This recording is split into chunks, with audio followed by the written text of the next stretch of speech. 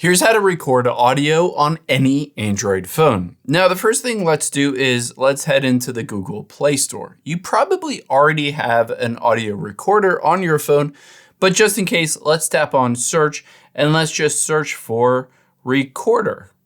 You'll be able to see lots of options on here. The most popular in a lot of cases, especially if you have a Samsung Galaxy here, you can see a voice recorder by Samsung. Now you can download and install any of these that you want. They all work well. I'll show you how to use it. So let's hop out of here and swipe up, and we'll just search for the recording app here and open it up. Now, this is the recording app. You might have already have some in here, but if you don't, let's create a new one just by tapping on the microphone icon at the very bottom center.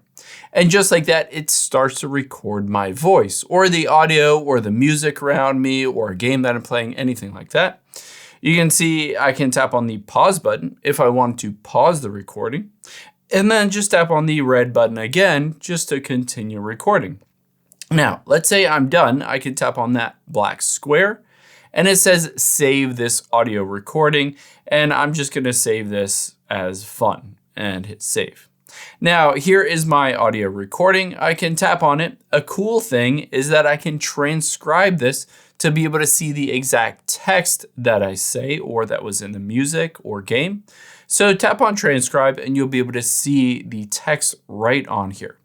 Now you have a couple different options. At the very bottom, you can hit play just to listen to it again.